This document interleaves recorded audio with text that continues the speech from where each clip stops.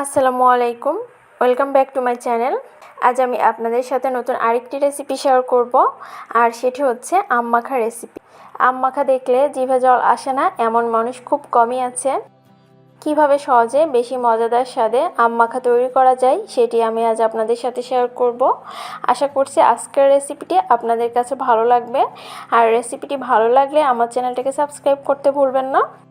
চলুন তাহলে কিভাবে আম মাখা তৈরি করতে হয় দেখে নেওয়া যাক।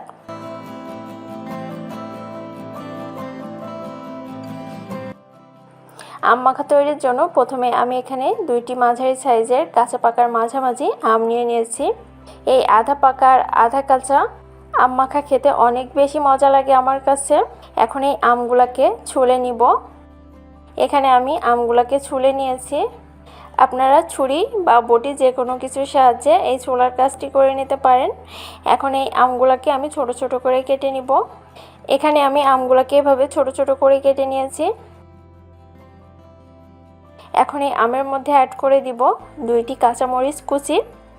আপনারা চাইলে এখানে কাঁচামরিচের পরিবর্তে চিলি ফ্লেক্সও ব্যবহার করতে পারেন। এবার অ্যাড করে দিব কাসুন্দি 2 টেবিল চামচ পরিমাণ। অ্যাড করব বিট লবণ হাফ চা চামচ পরিমাণ।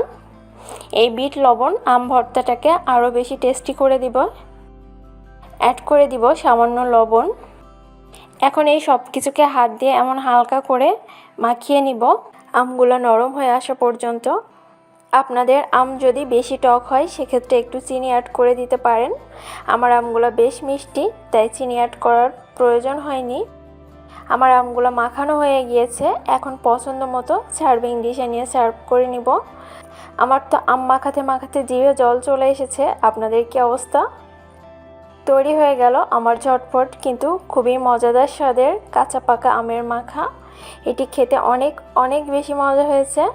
রেসিপিটি ফলো করে আপনারা বাসাতে ট্রাই করতে পারেন। রেসিপিটি যদি আপনাদের ভালো লাগে তাহলে লাইক কমেন্ট শেয়ার করবেন, আর আমার চ্যানেলটাকে সাবস্ক্রাইব করে পাশে থাকা বেল আইকনটি প্রেস করে দিবেন, যাতে করে নতুন কোনো ভিডিও দেওয়ার সাথে সাথে আপনাদের কাছে পৌঁছে যায়। ধন্যবাদ সবাইকে।